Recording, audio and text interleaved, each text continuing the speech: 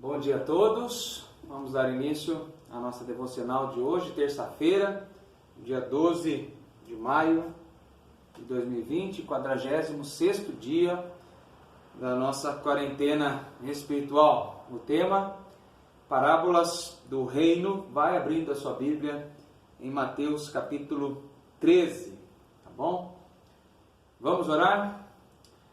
Senhor nosso Deus, permita que nós consigamos concluir mais um dia debaixo do Teu querer, tranquilizando os nossos corações e levando-nos a crer nas Tuas promessas e nos edificando através desse pequeno momento de meditação da Tua Palavra, falando aos nossos corações, ó Deus.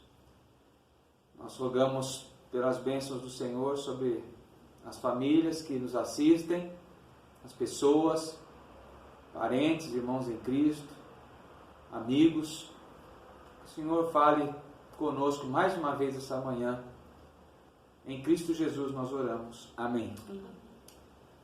Nós estamos meditando então sobre esta série de parábolas narradas por Mateus, parábolas contadas por Jesus, no capítulo 13, onde o Senhor Jesus quer mostrar a grandiosidade do seu reino.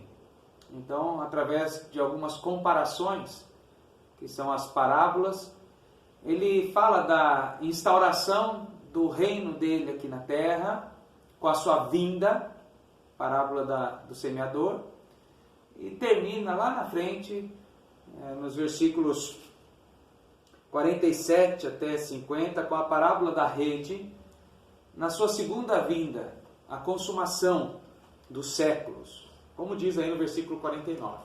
Então, essa série de parábolas que se encontram no capítulo 13, elas estão agrupadas para mostrar desde a vinda de Jesus, a primeira vinda, o Jesus encarnado, o Deus que se faz homem, semeando, é a parábola do semeador, semeando os corações com a palavra da verdade viva e eficaz para os corações que foram vivificados, regenerados, preparados.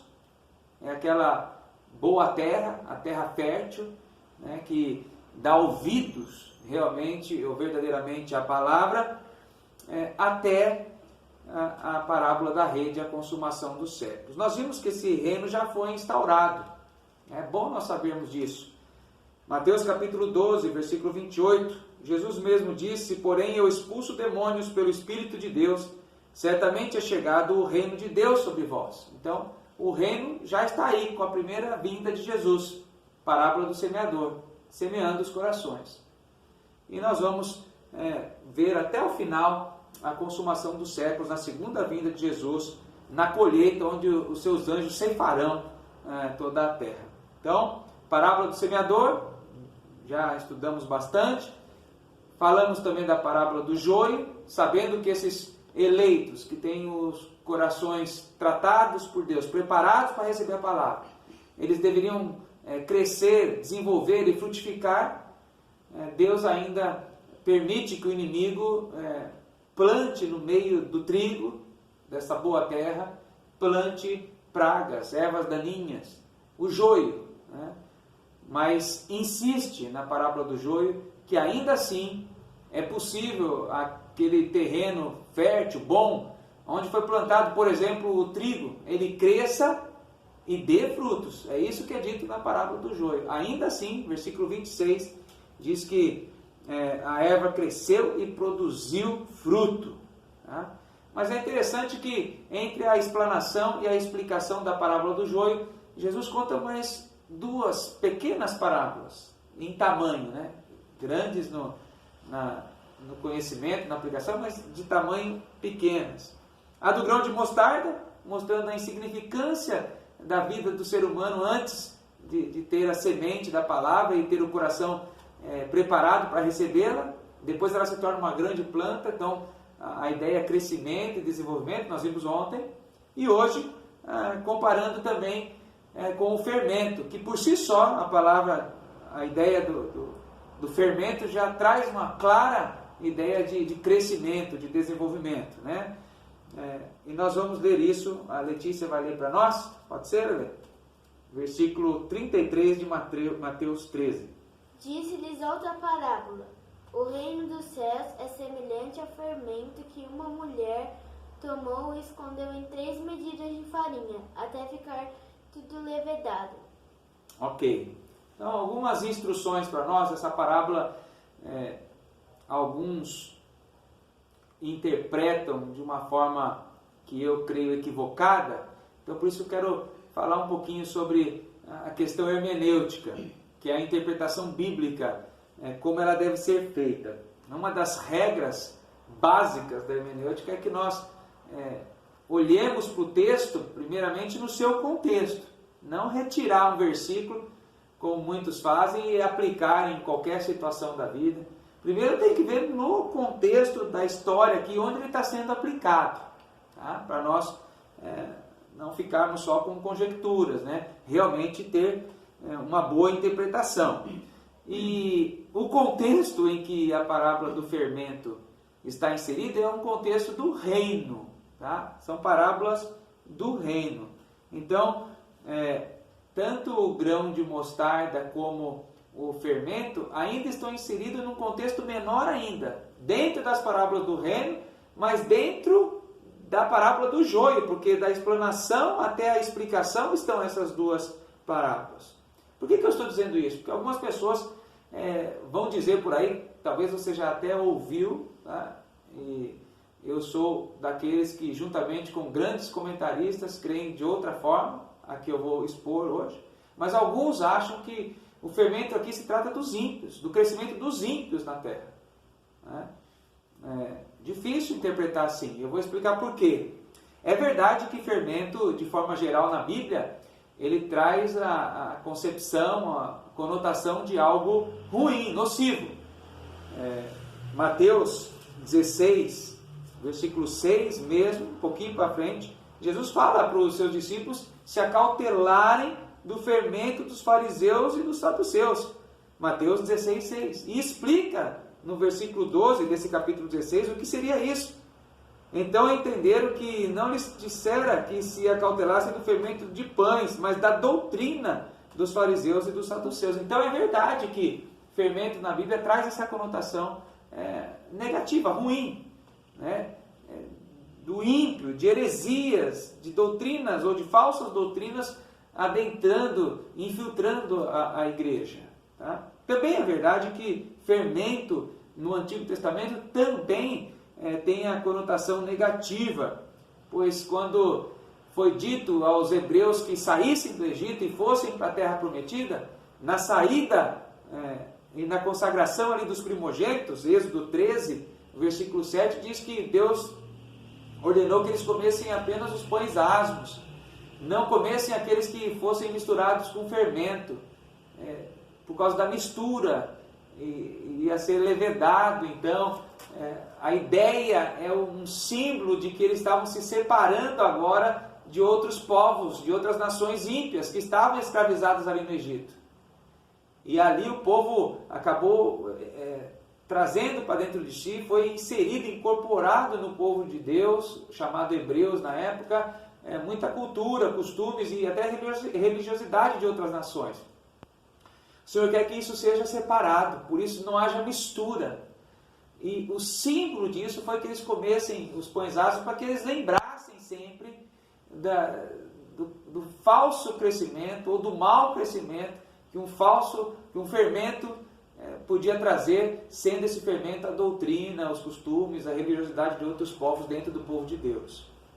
Mas ainda assim, nós não podemos deixar de olhar para o contexto e interpretar corretamente o fermento aqui, nesse texto, nessa parábola do fermento. Por que eu digo isso? Porque, em primeiro lugar, nem faz sentido, só pela descrição da frase aqui, não faz sentido dentro das parábolas que falam sobre o reino de Deus, dar mais razão ou crédito a ímpios. Até porque a expressão que diz aí no versículo 33 o reino dos céus é semelhante ao fermento. Então, se o fermento aqui são doutrinas falsas, heresias, os ímpios, então diz que o reino dos céus é semelhante ao fermento, a ímpios, a heresias, a falsas doutrinas. E claro que não é. Então, só pela frase já dá para entender que o reino dos céus não é composto por isso. Não é composto por isso. Tá? Pelo contrário, é composto pelos cidadãos celestiais. Então, em primeiro lugar, só olhando a frase, opa, o reino dos céus é semelhante ao fermento. Então, se o reino dos céus é semelhante ao fermento, o fermento aqui não pode significar coisa ruim. Mesmo que em quase todo lugar na Bíblia esteja dizendo que fermento tem uma conotação negativa. E segundo, se nós tomarmos por base que todas as vezes que a Bíblia usa um exemplo de um objeto, ele só deva ser significado conforme, ou compreendido conforme aquela ideia nociva, por exemplo, como é o fermento, então o que nós faríamos, por exemplo, com a serpente? Se eu perguntasse para Lelê aqui, serpente na Bíblia te lembra o quê? O diabo. E é o que todo mundo vai dizer. E está certo, e é verdade. Não deixa de ser serpente na Bíblia, lembra o diabo. Então, todas as vezes que eu ler serpente na Bíblia, eu vou lembrar do diabo, vou ter que associar com o diabo, porque está sendo feito isso por alguns intérpretes aqui com relação ao fermento. Não é verdade. Números 21:8.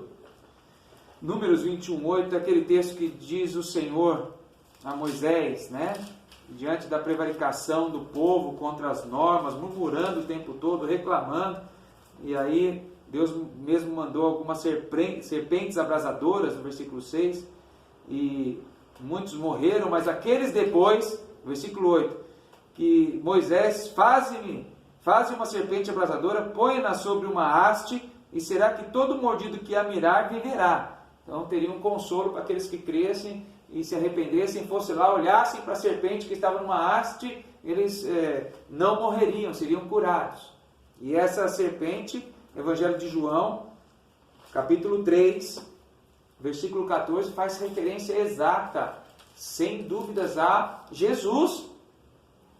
João 3,14, e do modo por que Moisés levantou a serpente no deserto, assim importa que o Filho do Homem seja levantado, para que todo o que nele crê tenha a vida eterna. Por isso a serpente numa haste era a tipificação, a tipologia já de Cristo numa outra haste, só que na cruz.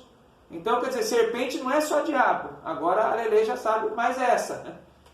E serpente na Bíblia não se trata só de diabo, às vezes pode ser o próprio Senhor Jesus. Às vezes quer dizer que nós temos que ser como serpentes. Volta para o Evangelho de Mateus. Nós estamos no capítulo 13, de Mateus. Se você for para o capítulo 10, Mateus 10, versículo 16. O que vai dizer lá? Mateus 10, 16. Eis que vos envio como ovelhas para o meio de lobos. Sede, portanto, aos discípulos, prudentes como as serpentes. Então, nós temos que ser como serpentes. Então, teríamos que ser como o diabo? Lógico que não. Porque se usa serpente ali, pode usar serpente para outra conotação aqui. Como no caso do fermento. Porque se está dentro de uma parábola que fala sobre o reino, se está dentro de um contexto ainda menor que fala sobre duas parábolas, grão de mostarda e fermento, as duas que dão crescimento dentro do joio, mostrando que o crente ainda tem que crescer, versículo 26 de Mateus 13, mesmo com o joio plantado aos seus pés aqui junto. Então eu não posso pegar o fermento e simplesmente dizer que é algo nocivo, é o reino dos ímpios aí, porque não há como inserir isso dentro desse contexto aqui.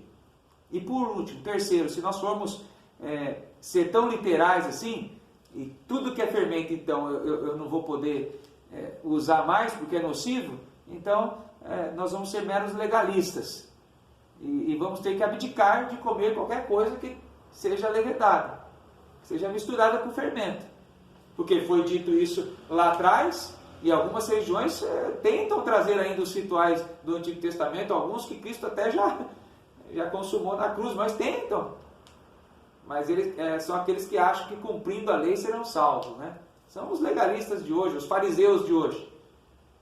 Então eu vou deixar de comer pão, o pão francês, ou em Itajubá, né? Sei que alguns de Itajubá, o pão de sal, né? Para deixar de comer, porque é legalista, foi dito para não comer, vou comer só pães asmos. É simbologia, né? É simbologia. Mas vamos à aplicação final, porque é isso que interessa realmente para nós. Mas eu quis fazer essa explicação, porque você possivelmente vai ler ou vai ouvir falar de outra forma. Voltamos ao reino. A parábola do fermento, como a do grão de mostarda, quer nos levar a pensar em crescimento, desenvolvimento, mesmo junto com o joio. Nós temos que crescer, temos que desenvolver. Como que nós crescemos e desenvolvemos? Com experiências, né? E principalmente levando o evangelho que nós temos no coração para outras pessoas.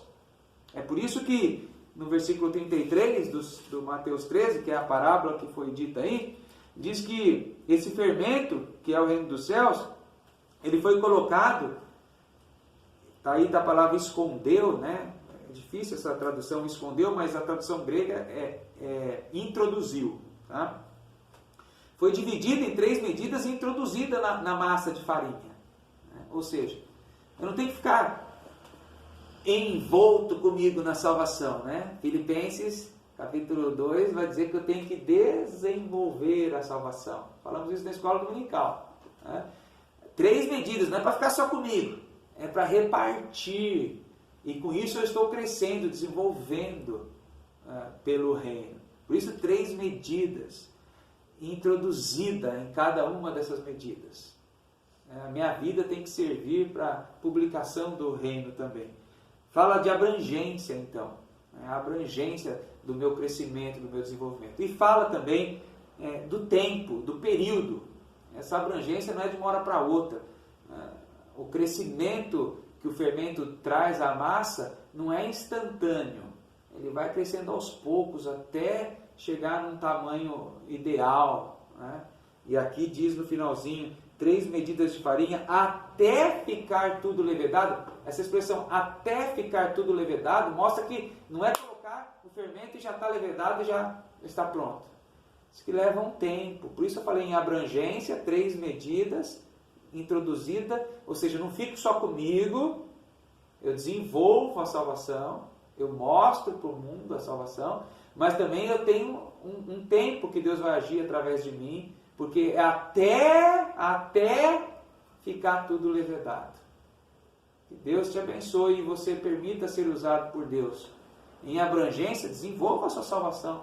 Em abrangência, mas dentro do tempo de Deus, perseverando, né? Até que venha a ser levedado, falando até que Deus fale aos corações, mas você desenvolvendo isso, na sua abrangência.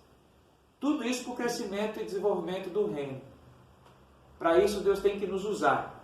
E o cântico que nós vamos cantar fala sobre isso. Sonda-me, Senhor, e conhece-me, quebranta o meu coração e usa-me, né? E usa-me.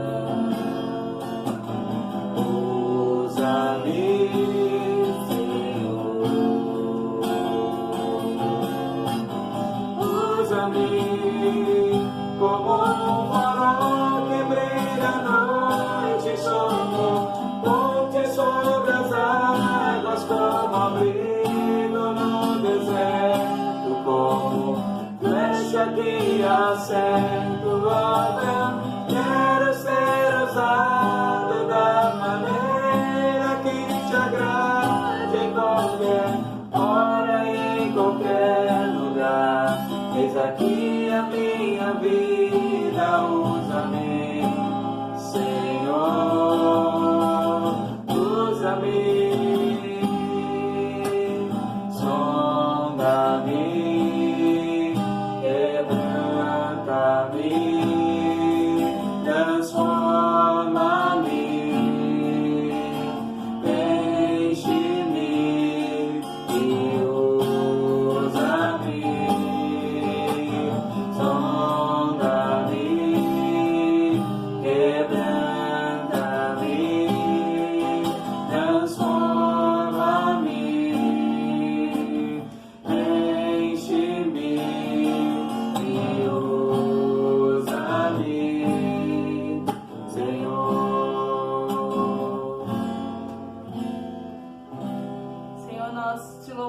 Deus, e agradecemos por mais essa oportunidade que tivemos de ouvir a Tua palavra, de Te louvar, ó Deus. Estamos agradecidos, ó Pai, porque mesmo nesses momentos o Senhor tem estado conosco. Rogamos que o Senhor nos ajude a desenvolver, ó Pai, a nossa salvação, ó Pai, a perseverar nesse período, ó Deus, para que possamos crescer, ó Pai, em conhecimento da Tua palavra, Senhor. Nesse dia também nós te agradecemos pela vida do Valmir, que completa mais um ano de vida. Que o Senhor seja com ele, com a sua família, dando sustento, Pai, físico e espiritual, Pai, estando com eles a cada momento, Pai. Fica com a Tua igreja, Pai, cuida das nossas vidas, ó Deus, em nome de Jesus. Amém. Amém. Amém.